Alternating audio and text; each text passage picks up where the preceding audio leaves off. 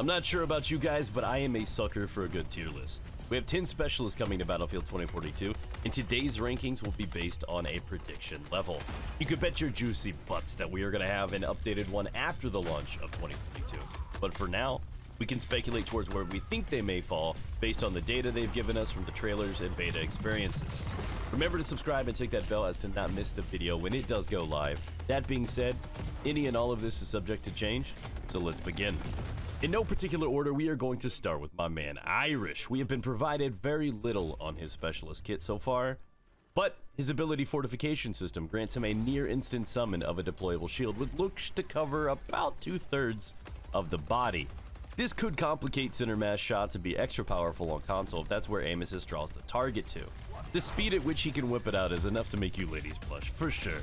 It simply is a double button action and boom, there's a wall.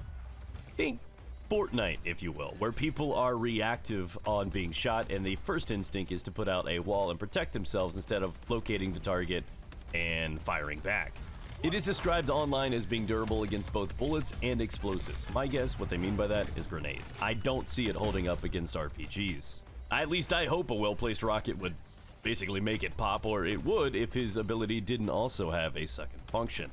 It allows you to drop an anti-explosive device meant to disarm explosive projectiles. If this covers nades and rockets, well, that's just huge. His trait Veteran is a little vague still. It grants armor and something extra too off of bodies, kind of a scavenger if you will. Based off of the recent trailer, it looks like he has built-in 10% armor on him, passively, meaning he's by default got more health than every other specialist on spawn. He also crosses over a kill in the trailer and gains 5% extra armor on top of the ammo resupply for the little ammo pouch that's on the ground. With the ability to restore his own armor, a shield to save him in a fight, and an anti-explosive device to protect him and allies, he's sure to be a lone wolf and aggressive player's favorite. If you like to slay, and you do it well, there's likely no better option in the game for you. Irish gets an S tier from me.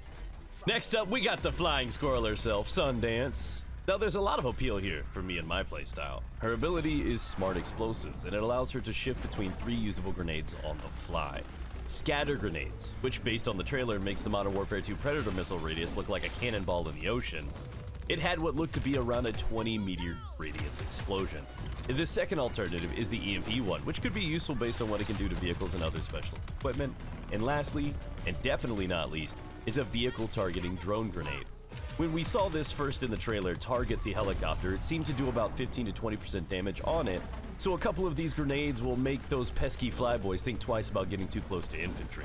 Her trait Wingsuit is definitely one of the more neat options, but I'm not sold on its function. Longer duration gliding is useful not only for distance, but to avoid being hit while falling because of the momentum. But how often throughout a game, or even a life, are we actually jumping off of buildings, and how much will that gliding actually influence where we need to go? It's cool as hell, don't get me wrong. I just don't think it's a great passive trait compared to the other specialists in the game. For that, I give her a B.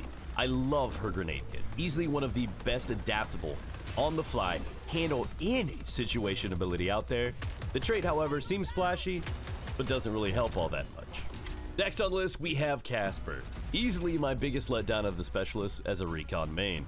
His ability could use some tuning because as is, the OVP recon drone is a letdown.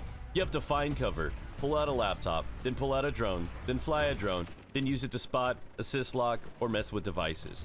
I got killed 9 out of 10 times when trying to use this, and that just basically got me to the point where I simply stopped even using it altogether. I thought maybe hiding or using it indoors, it didn't matter. It's not easy to necessarily see the drone, but with so many enemies on the battlefield, all it takes is one of them to see you flying this around, notice the direction at which it came from, and hunt you down while you're flying it. His passive trait, Movement Sensor, is there to alert you when you're being looked at even while you are flying the drone. I personally never recognized this alert, this movement sensor go off. I may just need some more hands-on experience with him. I don't know. All things considered, I give Casper an E rank. If they can somehow bypass the computer animation first use and just let us hop right into flying the drone, it would really make it more valuable on the go. For now, I really only used him as sort of a spy cam specialist and really situational for its usefulness. I'd place the cam up in a corner of a building or something and allowed it to do its spotting thing. It might have some function in Breakthrough a Hazard Zone. Guess we will see. If you're still with me at this point, thank you so much for sharing part of your day with me, and please consider leaving a like on the video to help the channel grow. Next on our list is Jisoo Paik, or as I call her, JSP. Now, JSP has a very interesting specialist kit, and even the devs don't shy away from describing it as it is. Her ability, EMGX Scanner, is simply wall hacks. Now, I did a more thorough breakdown of her before, but to recap, she has wall hacks. Upon use, she gets 8 seconds with this ability of wall hacks that send out a pulse to scan for targets every 2 seconds that stretches out to around a 20-meter distance around her.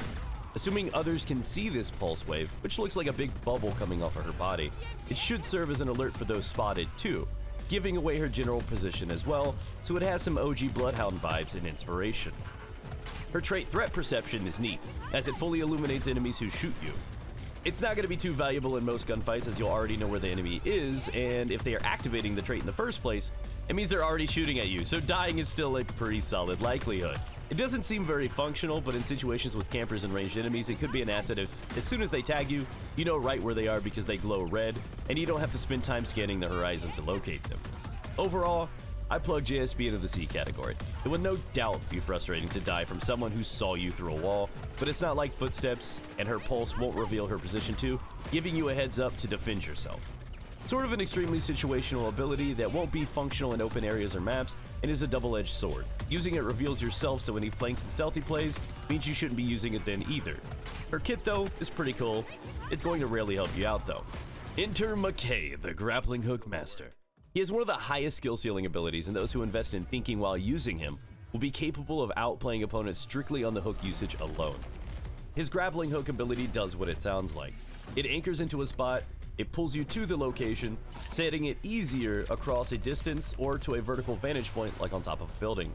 That alone grants you a head glitch on targets below you, and when used right, you can use it to evade and get into unpredictable locations. I also noticed in the new trailer that an insertion beacon, or beam, is going to be a thing, so being able to get into hard to reach places with his grappling hook and set down a respawn point could be useful, potentially busted even. His trait Nimble allows you to move faster while aiming down sights, which allows him to be harder to hit in gunfights, which in my opinion is the best trait in the game. I believe I read that they will be nerfing AD spam, or the side-to-side movement for those that are unfamiliar, and if this is true, it will make Mckay even more valuable in full game compared to how strong he was in the beta. He's a high skill specialist designed as a lone wolf option to roam, climb, and duel heads up. For that, he's a run and gun favorite and gets a firm A rating from me. Dozer, you're on the block. He's a chunky boy out of the group and an explosive counter.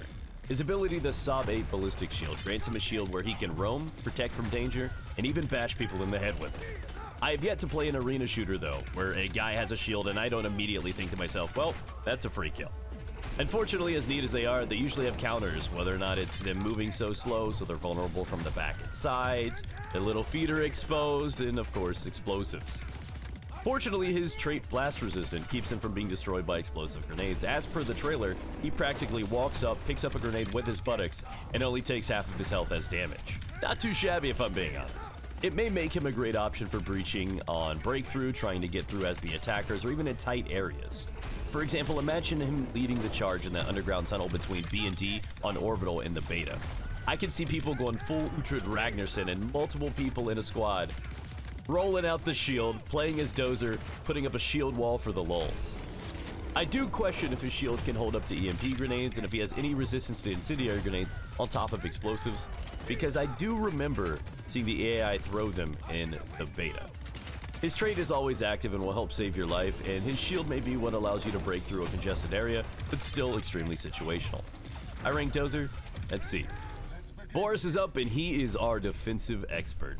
He didn't see a lot of action in the beta, I'm gonna be honest with you, but I assume that's based on it being Conquest, and once Breakthrough opens up, expect to see a dozen or more on the defending team. Full on Boris Field 2042, baby, I am predicting it. The specialist ability is the SG-36 Sentry Gun, and it allows you to place down a turret and simply let it go to work. A lot of people were disappointed in its killing potential on social media, but I was not.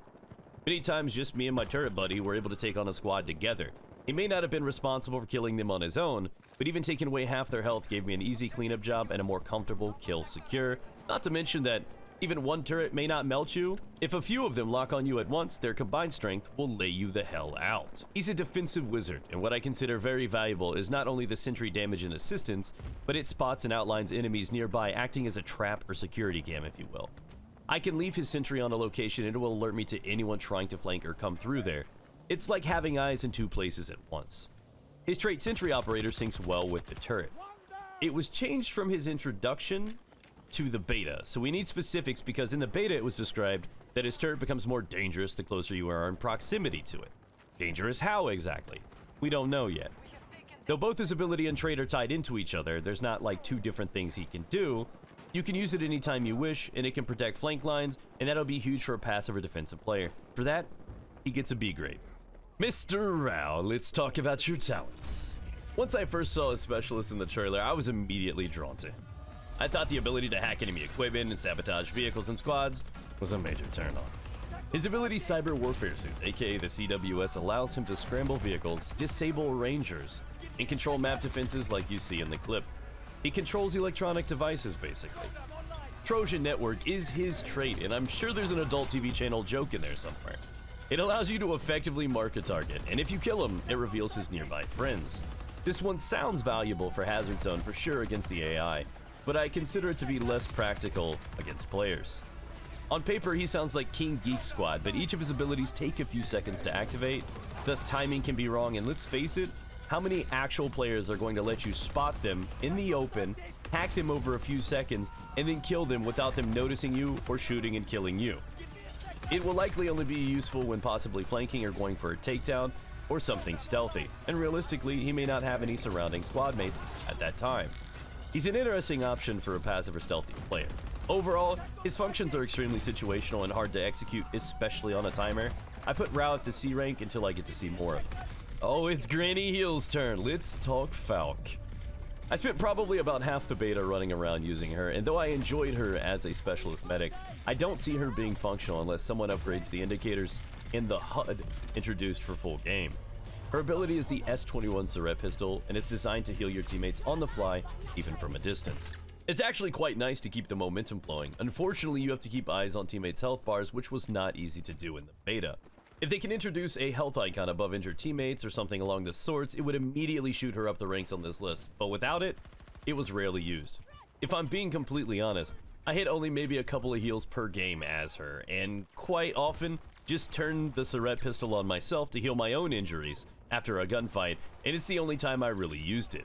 Even with that feature, I still considered the healing bag more useful over her ability because I could heal faster by just chucking it down on the ground. It also could heal teammates, and it allowed me to reload or keep my gun out versus dealing with the self-healing animation in a few seconds of vulnerability.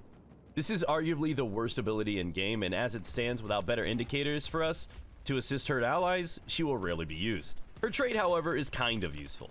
Kind of. Combat Surgeon allows you to revive teammates to full health. The beta experience made it easier and smoother to just respawn versus waiting on a revive, and it takes about 4 seconds to revive through the whole animation, and in fights, sitting still for 4 seconds is a huge risk. Unfortunately, I rank Falk at the D level. With quality of life improvements to 2042 like health indicators and menu assistance to know when the nearest medic may be, she could easily shoot up a few ranks, so we'll check her out again in our updated tier list after the launch, and we'll hope that's happened. Last but far from least is the Angel himself. Arguably the most valuable asset to a squad and team, Angel is a resupply god capable of restoring health, armor, and ammo to allies. Full disclosure, there's still a lot to learn about how his kit functions exactly, and will definitely shift where he lands on my list. That being said, I've already done a deep dive into his specialist kit, and what we know is he has the fastest revive in the game. On revive, he resupplies the down friendly with their armor if they had it before getting knocked down, as a bonus. That's his passive trait, Trauma Specialist. Since he can also use a healing bag, I consider him to be a better decision than Falk as a medic main's choice because of the faster revive, plus with all the other resources of resupply too. His ability loadout crate is self-explanatory. He can summon a resupply bag, which allows you to give ammo and what I believe to be 20% armor in one action with one button press, and it seems to have a really solid cooldown of 10 seconds, and it starts with 3 uses to boot. That means you can armor up and resupply your entire squad on spawn.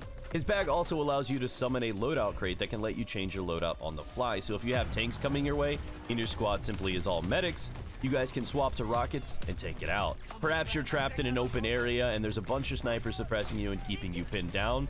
You can use it not only even as possibly cover, but also go over to the box, pull out a sniper, and counter fight yourself. There's a lot of potential here. I consider this to be more valuable on Breakthrough or Hazard Zone as the map and experiences kind of evolve as you go based on design. Overall, Angel is a team's must-have and the most valuable to a squad by far. You've earned this S rating, Angel. That concludes our list. Do you agree with this? What do you not agree with? Which would you rank differently? Thank you for watching and sharing your day with me. Remember to subscribe and tick that bell to not miss a follow-up tier list after launch, where we will fully understand these specialists a little bit better and make a more accurate, updated list. Lastly, consider swinging by our live stream as we have an amazing community, and with crossplay coming, you can always get some games in together. All of my socials are listed down in the description of this video if you'd like to follow me there. Check out one of these recommended videos to keep browsing the channel, and I'll catch you with a new one soon.